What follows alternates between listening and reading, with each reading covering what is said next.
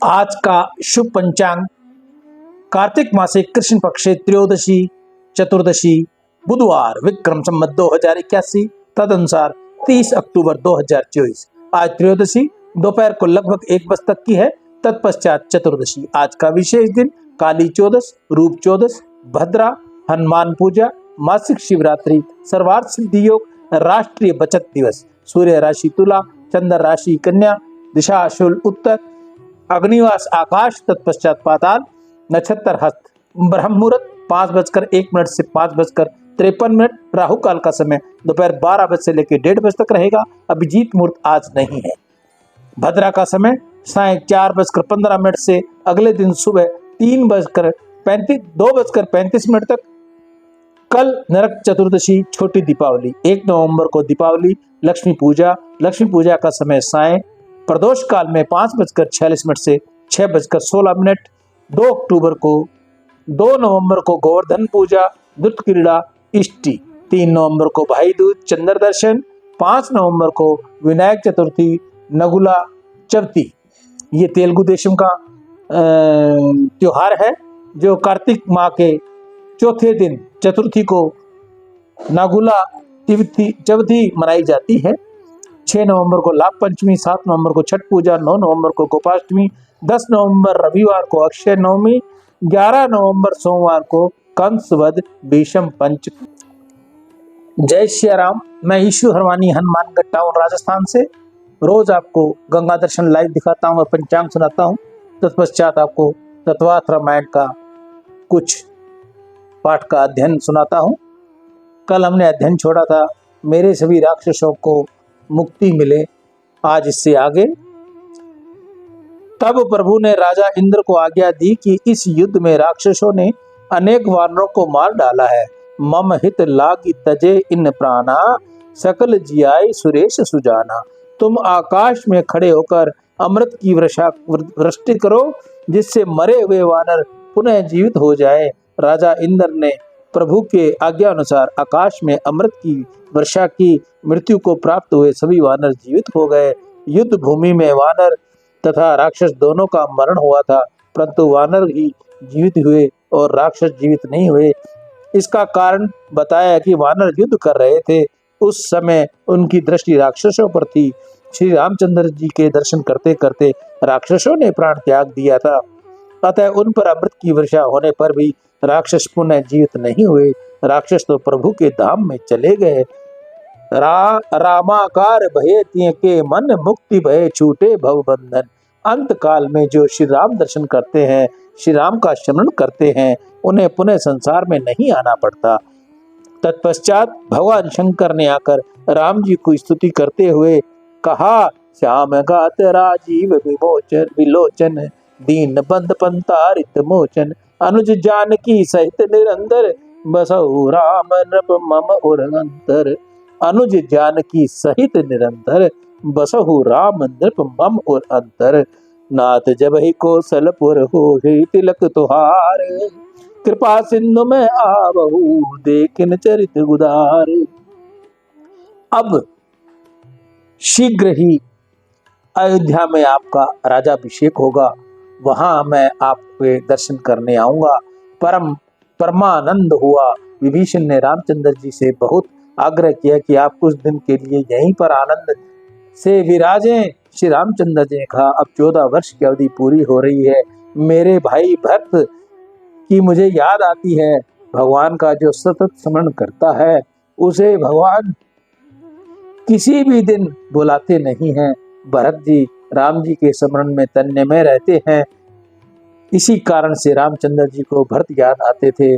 राम जी ने कहा, मुझे अब शीघ्र ही अयोध्या जाना है। मैंने सुना है कि मेरे भाई ने अन्न का त्याग किया हुआ है, कंद मूल फल खाता है, जटा धारण करता है, वह मेरी जैसी तपस्या करता है। भरत मेरी प्रतीक्षा कर रहा है, मुझे शीघ्र ही जाना चाहिए। उसके उपरांत रघुनाथ ने वानरों से कहा, तुम लोग ने मेरी बहुत सहायता की है, मैं तुम्हारे किए उपकारों को नहीं भूल सकता। राम जी वानरों का उपकार को भूले न थे। कृष्ण अवतार में इन्होंने वानरों के इस उपकार का स्मरण करके खूब ही माखन खिलाया है। जीव का ऐसा स्वभाव होता है कि किसी के भी द्वारा उसके लिए किए गए उपकार को वह भूल जाता है और अपकार को वह याद करता है। भगवान थोड़े से भी उपकार को नहीं भूलते। शास्त्र में प्रत्येक पाप का प्रायश्चित बताया है, परंतु जो कृतघ्नी है, जो किए उपकार को भूल जाता है, उसका कोई प्रायश्चित नहीं है। इसलिए दूसरों के उपकार को कभी न भूलो। राम जी विचारते थे, इन वानरों ने मेरी बहुत सेवा की है, यह मेरे परम भक्त हैं। इन्होंने पेड़ के पत्ते चबाकर मेरी सेवा की है। इस समय मैं तपस्वी हूँ, इस कारण कुछ दे सकता नहीं, परंतु कृष्ण अवतार में इन्हें उपकारों का स्मरण कर रख कर इनको खूब माखन खिलाऊंगा। रामावतार में वानरों के द्वारा की गई सेवा का फल प्रभु ने कृष्ण अवतार में दिया। कन्हैया ने वानरों को खूब ही माखन खिलाया। लंका युद्ध समाप्त हो जाने पर राम जी ने वानरों से कहा, मैं तुम्हारे उपकारों को कभी नहीं भूलूंगा। अब तुम यहीं से अपने अपने घर को पधारो।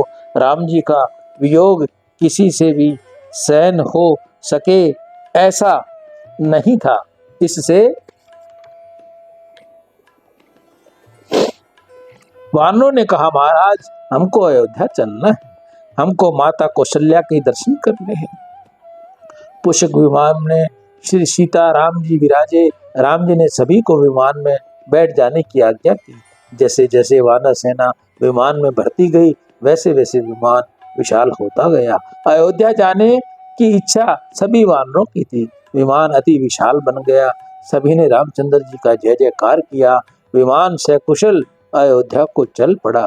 पुष्प विमान में विराजे हुए श्री रघुनाथ जी श्री सीता जी को बतलाने लगे कि यहाँ पर रावण का वध किया तथा यहाँ पर कुंभकर्ण को मारा एवं यहाँ पर सेतु बंधन हुआ, यहाँ पर मैंने रामेश्वर की स्थापना की। श्री सीता ने कहा, मुझे रामेश्वर की पूजा करनी है। राम जी ने कहा, इस समय नहीं, हम अयोध्या जाकर फिर से यात्रा करने निकलेंगे, उस समय यहाँ पर भी आएंगे। इस समय तो भरत प्रतीक्षा कर रहे हैं। दूर से ही रामेश्वर भगवान के दर्शन किए और उसके उपरांत सुग्रीव की नगरी किष्किंधा दिखाई दी। किष्किंधा में विमान उतारा। यहाँ अनेक वानर अपनी वानर पत्नियों के साथ सीताराम जी के दर्शन करने के लिए आए। आनंद हुआ। वहां से विमान आगे बढ़ा। रामचंद्र जी सीता जी को कहने लगे, यहाँ मैंने बाली का वध किया, यहीं पर सुग्रीव के साथ मित्रता हुई। मार्ग में आगे बढ़ते फिर पंचवटी के दर्शन हुए। अगस्त ऋषि, सुतीक्षण ऋषि आदि ऋषियों ने आश्रम बतलाए। माता जी को स्मरण करवाया। याद है तुमको, हम यहीं से गए थे।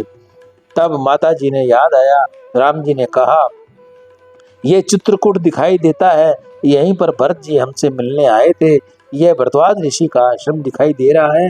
प्रयाग राज में विमान उतारा। रघुनाथ जी ने कहा, आज की रात्रि यहीं रहेंगे, अवधि परिपूर्ण होगी तभी अयोध्या में प्रवेश करेंगे। प्रभु ने हनुमान जी को आज्ञा की कि जल्दी दौड़ते हुए अयोध्या जाओ, भरत को समाचार दे दो कि हम प्रातःकाल आ रहे हैं। हनुमान जी समाचार देने चल पड़े। श्री रघुनाथ जी को वापस पधारे हुए देखकर ऋषि भरद्वाज को अतिशय आनंद हुआ। उन्होंने सभी का स्वागत किया। रघुनाथ जी ने गुरुदेव से पूछा, मेरा भरत तो आनंद में है ना? अनेक वर्षों से मैंने भरत की कोई कथा नहीं सुनी। भरद्वाज ऋषि ने कुशल समाचार निवेदन किया। रघुनाथ जी ने रात्रि वहां विश्राम किया। दूसरे दिन विमान में बैठकर आगे जाते हुए मार्ग में सीता जी ने गंगा मैया की पूजा की। जिस समय वानर पधारे थे उस समय गंगा जी के साथ रखी हुई थी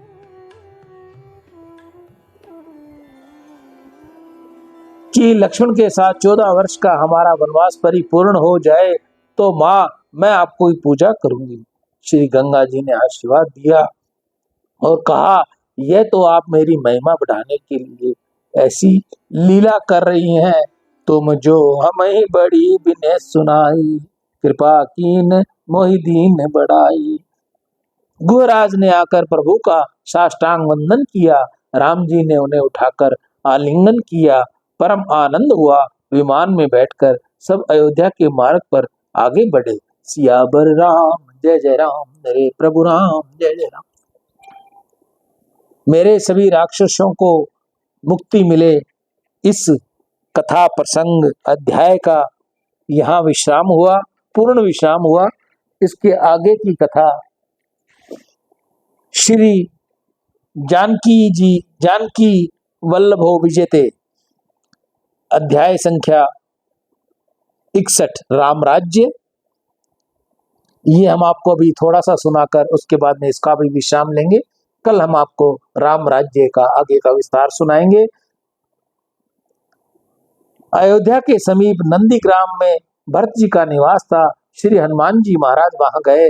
भरत जी श्री अंग बहुत दुर्लभ हो गए। 14 वर्ष तक अन्न नहीं ग्रहण किया।